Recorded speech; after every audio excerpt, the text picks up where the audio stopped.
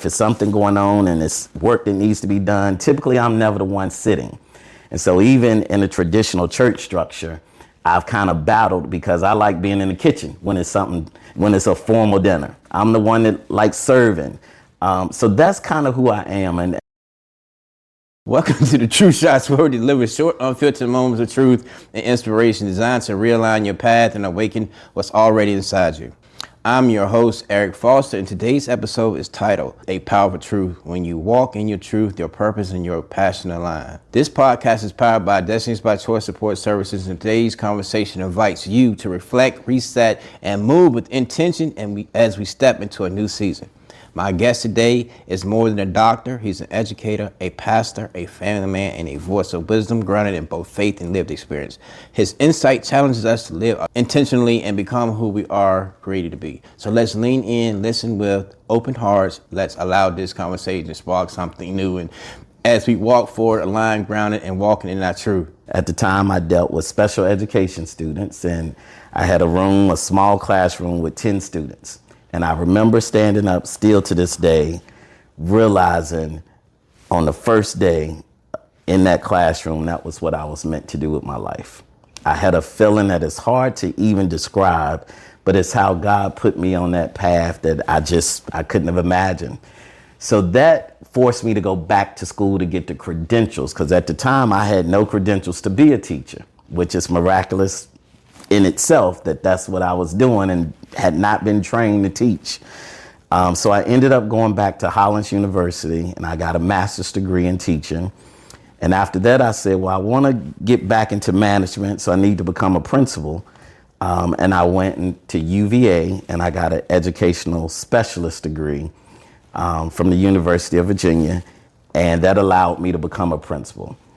God had the plan that I ended up becoming an assistant principal only for a year, and then I became a principal for many years. And I started a school called Forest Park Academy, and it was probably the most rewarding work that I've done. I was able to graduate a lot of students that was scheduled to drop out. They were scheduled literally to drop out, and we kind of changed it. Me and the staff that I had been blessed with, we made a difference in a lot of young people's lives. And so after that, then I went into a central office position with Roanoke City Schools. But God had another plan. And while I was going through that, I did pursue from Regent University my PhD from that institution. Currently, I'm in Christiansburg, Montgomery County Public Schools as an elementary principal, and I'm happy as you could possibly find a person. I enjoy every day being able to touch the lives of 4-year-olds all the way up to 10 and 11-year-olds. It's a true blessing for me that God has allowed my educational track to get me to the place that I am today. All right, so this is a two-part question. Okay. What do you love about being a principal, and what do you love about being a pastor? All right, so being a principal, I think I've been so fortunate to connect with students that when I am in a grocery store, when I am in public places, and they come up and tell me the impact I made on their life, that would be the part that I love the most. Because sometimes when you're going through it, when you're kind of educating and you connecting with students, you don't realize that you are making a difference in that kid's life. And if you do it well, they will remember you forever. So that piece to me is really strong. I was blessed to go to my third grade teacher who every year called me on my birthday. Every year of my life, after third grade, we shared the same birth date. She would call me. And I share her story a lot because that's how intense the relationship between a teacher and a student can be. Now, this was a white lady that I was being bused into that particular school from a black neighborhood into a white school. But she connected with me, and that connection lasted until her 100th birthday. Wow. So she had a 100th birthday last year, and they had moved her to an assisted living home in Maryland. And remember, my birthday is on the same day as hers, and I traveled to be with her on her 100th birthday party. what was sweet for me is that when I walked in, she was trying to find the phone so she could call me. Oh man. So it was a real powerful moment. She just recently passed, and when she passed, her daughter called me and said, "I just want you to know how much my mother loved you." That was a relationship between a teacher and a student. So I kind of take that with me, and it's many students that one calls me Pops. He looks at me as his surrogate father. And so the bonds that I've created, I think is what really stands out to me. It's the relationships that I've built. As a pastor, I think even a story that you started with today, that touches me in a way that it's hard to describe. Because sometimes I think, why me? You know, why have I been called to do this particular work? But then you get reminded that I'm able to hopefully save somebody's life. And, often in church, we think about the afterlife, going to heaven. But my ministry, I want people to live the best they can live. I want them to be the best that they can be. So for me to see people that are saying, I used to kind of do this, but now I'm kind of doing a little better. That to me is what it's all about. It's that I want individuals to thrive and to make a difference in this world. And that all of us at some point, we're going to all go. We're going to all have a moment where we will transition to another life. And I want it to be said that the individual made their mark. They did what they were supposed to do while they were here. They made a difference and left the world just a little bit better. So for me, when I really go back and think about just the role of a pastor, that's the most important thing, is that if I can shape somebody or help shape somebody, because I think it all comes from God, but if the words that come out of my mouth can help somebody make it another day, or the words that come out of my mouth can help somebody be that better man or that better woman, I can't ask for anything else. Okay. If there is one thing that you could tell the people, the kids, or just the people that's going to see this video, one piece of advice. So I think when I look back over my life, and I recently preached this message, that I realized there's no such thing as coincidence, that everything is purposeful. There is a reason for everything. Sometimes even when we have those dark moments and we get ourselves into some stuff that we know that wasn't God's plan, but we got ourselves into some stuff, I do believe God comes back to even use those moments to help somebody else. So personally, I would like to send the advice that don't think that things just happen by chance. Just know that we serve a God that is looking out and orchestrating every single thing for our good. So for me, the biggest advice is to really connect with a higher power. That sometimes you think you can make it on your own, you can get through this life on your own. But my advice would be to seek out, find that higher power, find that place and establish a relationship. Just like the relationships I spoke about with the students that I have, the church members, I believe those relationships with God is just as important. Yes, and that's the advice that I would give anybody going through this journey. Between me and you, I haven't prayed so much in my whole life, man. I mean, all day, every day.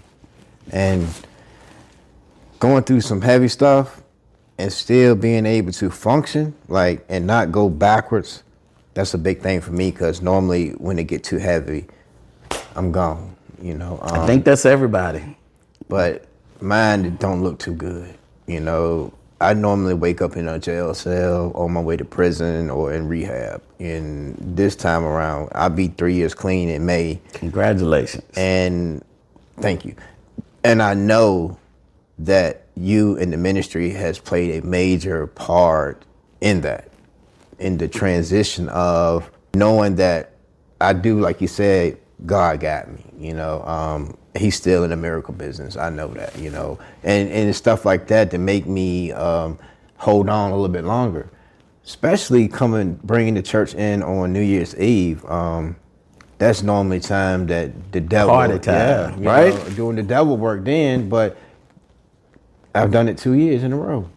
and at your church. And I believe it's set me in the right direction each time. And a couple times I know that I don't know what I would have done without being grounded as much as I have been, or connecting with good people, because where I'm from, I didn't know nobody that went to church other than my family. The people I knew in the streets, they ain't going to church. So when it was time to talk to somebody to get the right information or the right advice, they wouldn't come from a place of understanding. They would come from a place of, this is what I think you should do.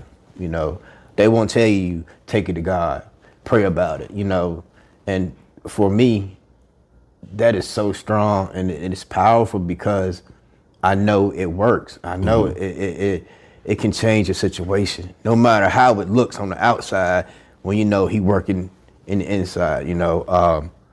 I was thinking in church for some crazy reason. I was like, when you was talking about the social media thing, and I was like, I wonder if God sent me a friend request, would I accept it? Oh, that's a sermon. Because if you accept it, you gotta accept a lot of stuff that come with it. It's like being called to be a pastor.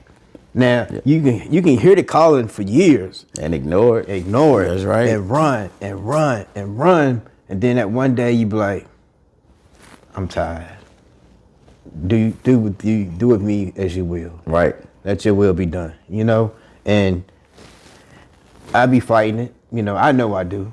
I've always fought that. I have like 8, 9 pastors in my family. And I always, even by doing wrong, I always respected God. And I always didn't want to disappoint him. And I never played with him, and I understand too much is given, much is required. Right. And I take that to heart. And I'm gonna be honest with you. At one point, I did turn my back on God. Was a part of the nation of gods and earths when I was in prison and all that stuff. And for a while, I thought that I controlled everything. I thought I was the reason I was who I was and why I was where I was at. And then when I almost died from a drug overdose and I didn't die, I knew it was something stronger than me. And I have a praying mom, man. And that's the difference. So, it's like,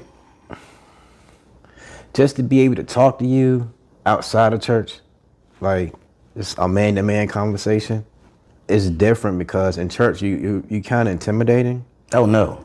Yeah, because it's like me, I don't want to say the wrong thing. Like I don't want to, but like then you'll come with ain't nothing but a G thing intro, and I'm like, how does he know that? But now I know, I just want to just say, man, thank you. You're welcome, from sir. the bottom of my heart.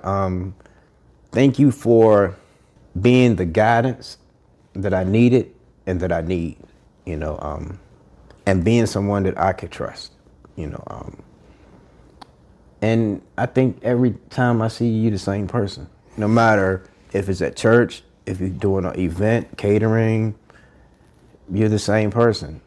And with that being said, tell me how important humility is. Well, I think humility is everything. I mean, all woven throughout Scripture. And I'm not one to like toting a Bible because I think my life should be that example. But all throughout Scripture, we're encouraged to be humble. And so I feel it's a missing element in our world now. That, we walk around people and everybody kind of have to save face. Everybody have to kind of protect themselves. So I get it, but there are times when you can lower yourself. And again, my example is Jesus. He showed us how to be humble, yet he was still a king. So I think, as we kind of go through this life, we have to be able to let others know that it's all right. You can be proud. You can rep what you are repping. But at the same time that we have been called to be humble individuals. But to go back to kind of your story that you shared, I think, again, to everybody that's listening to this podcast, what's important that God gives us this story for a reason. Your story is yours for a reason. The things that you've incurred and went through.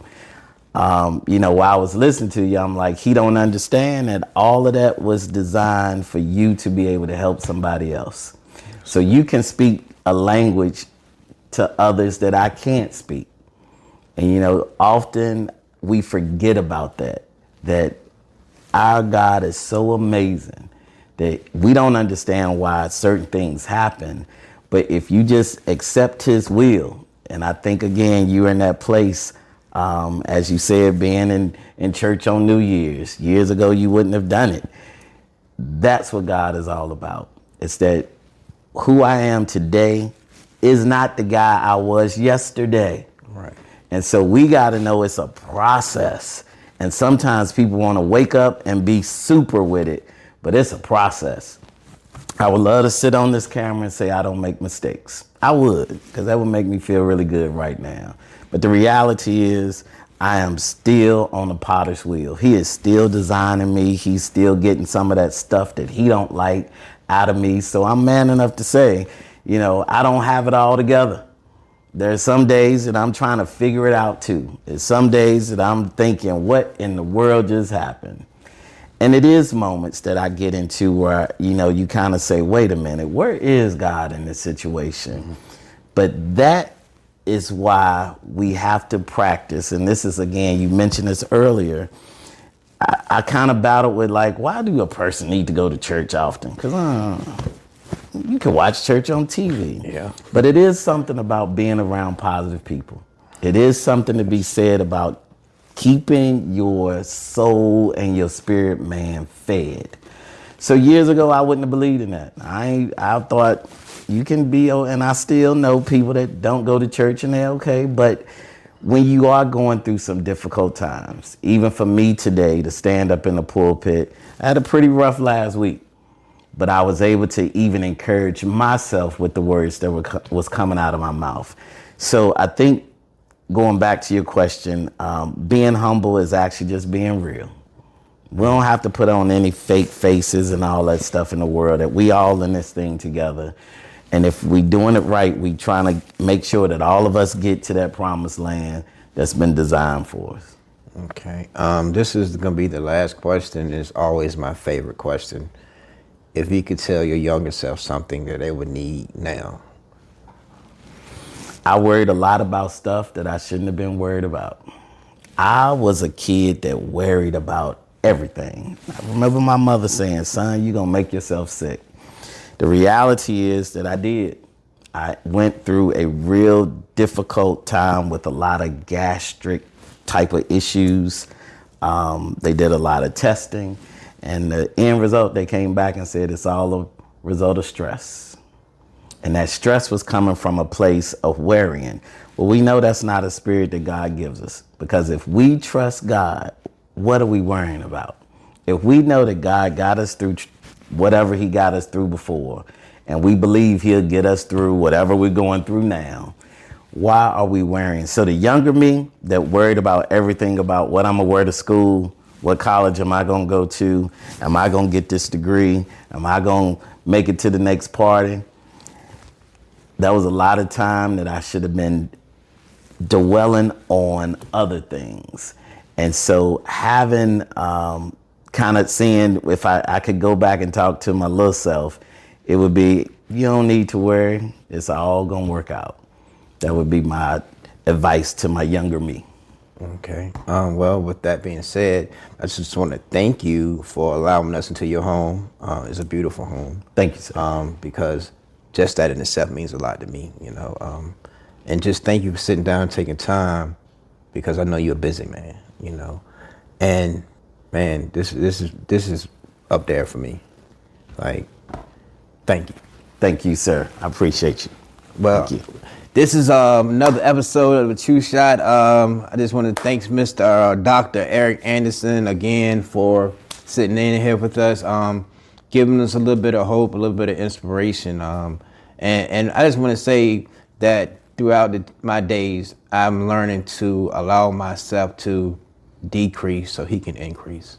So I'm going to take that throughout this week. I'm a decrease so he can increase. And thanks for tuning in. Peace.